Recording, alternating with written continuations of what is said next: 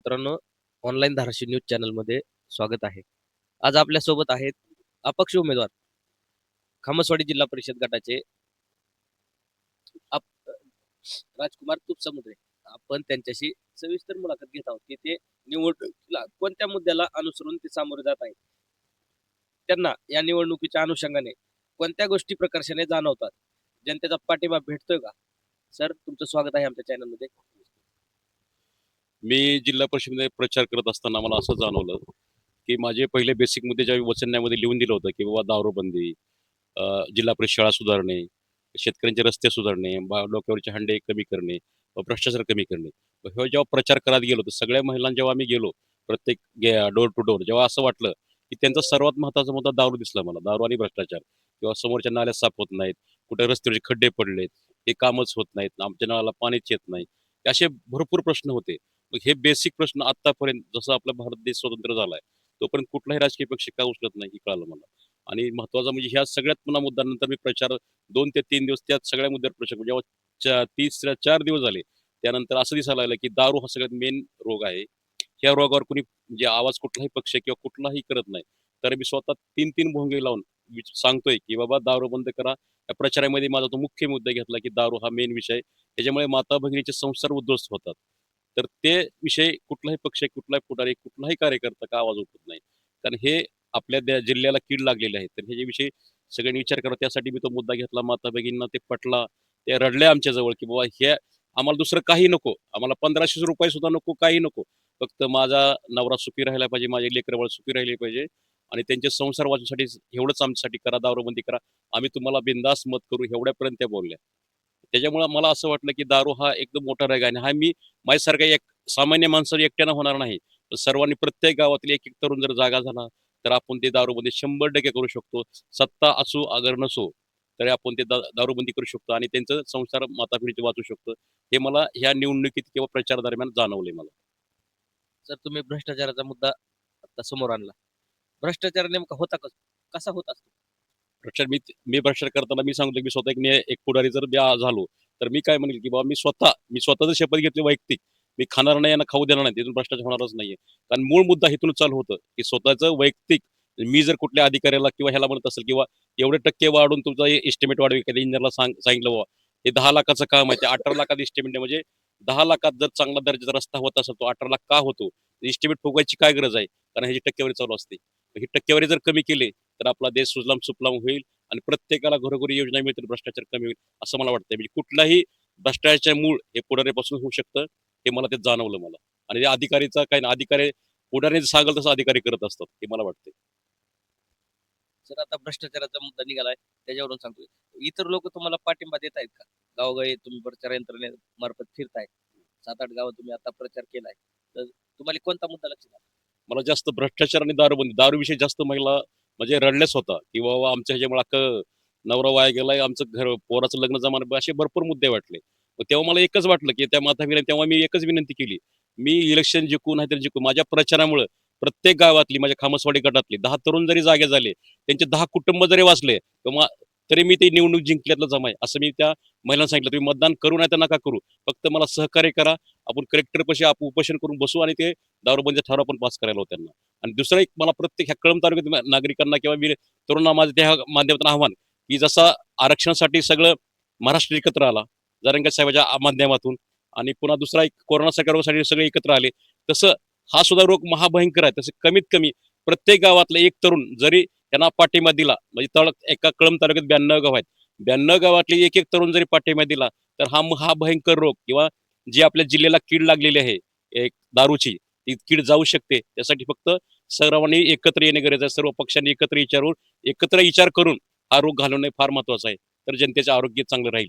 आणि दुसरा विषय हे ते म्हणजे येतो, जर शासनाला ह्याच्यापासून जर महसूलच मिळत असेल, तर त्यांनी महसूल वरून महसूल खाऊन जर लोक मरत असतील, तर ह्याचा उपयोग नाही. तर दारूबंदीविषयी विचार करावा. आणि जर दुसरे विषय, जर शेतकऱ्यांची जर त्यांना काळजीच असेल किंवा त्यांना दारूबंदी महसूल घ्यायचा असेल, तर त्यांनी गांजा सुद्धा लावाय परमिशन द्यावी. ही मी माझ्या माझ्या विनंती करू शकतो. जर तुम्हाला दारू सोडणं होत नसेल, तर गांजा लावायला सुद्धा शेतकऱ्याला परमिशन द्यावी. हे मी मताचा आहे. सर, मध्यंतरी खामसवाडी या गावामध्ये दारूबंदी झाली होती.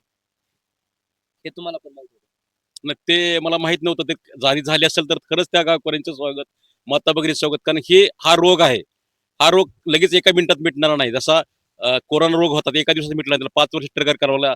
अजून बी चालू आहे. ते हळूहळू होत असते, पण ते जी मशाल पेटली आहे, ती मशाल जसे खमसवडे जे काय म्हणतात की दारूबंदी झाली होती, पण ती मशाल अशी बुजली नाही पाहिजे, ती सारखी टेंगती ठेवली पाहिजे. कारण हा रोगच मोठा महाभयंकर आहे, तर तो हमेशा चालू झाला पाहिजे, तर त्याचे क्रांती होऊ शकते. त्यासाठी सर्व गावांनी एकत्र येऊन, माता भगिनी एकत्र येऊन जर असा उठाव केला, त्याच्यामध्ये आपल्या तालुक्यातलं म्हणजे मोठी क्रांती झाली. दैफळ सारखे उदाहरण जर सर्व गावात जर घेतलं तर क्रांती होऊ शकते, ह्याचा मला पूर्ण आत्मविश्वास आहे. फक्त ह्याच्यातून माता भगिनी आणि वडीलधाऱ्या माणसांनी सहकार्य करणं फार गरजेचं असं मला वाटतं.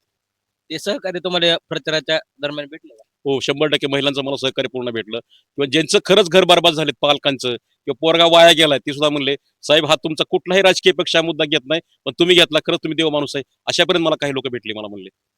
राजकीय एखाद्या पक्षाने तुम्हाला आतापर्यंत तुमच्याशी काही बोलणं केले का, की आम्ही तुमचा मुद्दा पुढे घेऊन जाऊ? नाही. प्रत्येक राजकीय पक्षाला मी दाखवले, की हा माझा मुद्दा आहे किंवा माझ्या वचनामध्ये आहे.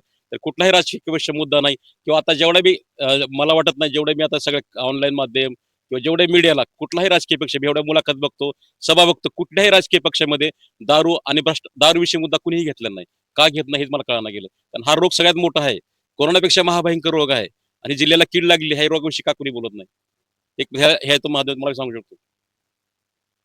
आता तुम्ही प्रचार यंत्रणेमध्ये सक्रिय झाला. उद्याचा एकच दिवस आहे तुमच्याकडे.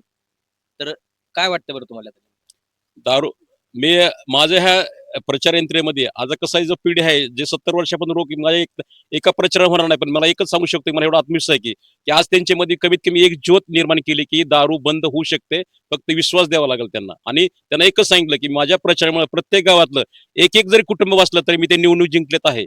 मला त्या खुर्चीवरून पदावरून मला अपेक्षा नाही. फक्त मला एकच वाटतं की माझ्या माता भगिनीच्या प्रत्येक गावातला संसार चांगला व्हावा, लेकरांची हावणी, म्हातारपणी बापाला पोराला खांदा द्यायची वेळ येऊन ही माझी त्या निवडणुकीत मी सिद्ध केलेलं आहे. आणि तीच मला त्या माता भगिनीचे मला आशीर्वाद मिळतील, हे मी करतोय. आणि दुसरं त्याच्यामध्ये त्यामुळे माता भगिनीचा मला 100% आशीर्वाद मिळाला व माझ्या घागरीला त्यांनी 100% मतदान करतील, ही मला पूर्ण अपेक्षा आहे. दारूबंदी करत.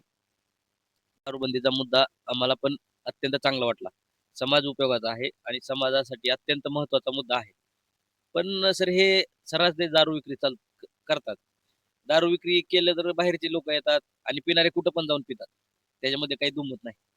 पण हे जे डिपार्टमेंट आहे, दारूबंदी असेल, पोलीस स्टेशन असेल, गृह खातं असेल, नेमकं करतंय काय? का त्यांच्यापर्यंत काही अंतर्गत पुढे पाणी जाते का? 100% मी तर त्याला पूर्ण आहे. आमच्या इथं सिडोन पोलीस स्टेशनला माळकरंच्या गावातच मी सांगतो. मी जेव्हा सिडोन पोलीस स्टेशनला तक्रार करायचो, तर त्याच्या आधी त्या दारू भट्टीवाल्याला कळायचं, की बाबा इथं ते अधिकारी ते येणार आहे. ते त्याची भट्टी बंद व्हायची त्या यायच्या अगोदर आहे. म्हणजे त्यानंतर मी एक्साईज डिपार्टमेंटला फोन करायला लागलो. एक्साईज डिपार्टमेंटला फोन केल्यावर तेव्हा त्या सिडोन पोलीसच्या अधिकाऱ्याला कळायचं नाही. त्यामुळे ते कधी-कधी भट्ट्या बंद व्हायच्या. पण तेव्हा मला असं वाटलं, की सिडोन पोलिसांचे म्हणजे माझ्या गावातला मी सांगतो, की इथलं हप्ते ते जातात काय की. म्हणजे अधिकाऱ्यांचा सुद्धा सहभाग ह्याच्यामध्ये आहे. अधिकाऱ्यांना सुद्धा ह्यांना असल्या जेवढे अधिकारी आहेत, त्यांना सुद्धा ह्या कार्यामध्ये निलंबित केलं पाहिजे. त्यांचं सुद्धा तेवढंच काम आहे. हे मला ह्या माध्यमातून सांगायचं. आणि दारूबंदीसाठी सुद्धा अधिकाऱ्यांचे हप्ते चालू असल्यामुळे हे काम त्यांना सहकार्य होतं. त्यामुळे ते होऊ शकत नाही, हे पण मला वाटतं. आमच्या चॅनलच्या माध्यमातून मतदारांना काय आवाहन करणार? मी आमच्या चॅनलवर हीच आज्ञा करू शकतो, की त्यांनी जर आपल्याला कीड घालवायची म्हणजे दारूबंदी जर करायची असेल, तर माता भगिनी सहकार्य करून तुमचा लहान भाऊ किंवा मुलगा समजून मला त्यांनी घागरी या चिन्हाला मतदान करावे. आणि मी आमच्या नरशेदेवा शपथ घेऊन मी एवढं सांगू शकतो, की मी ते रोग 100% बरा करेन. आणि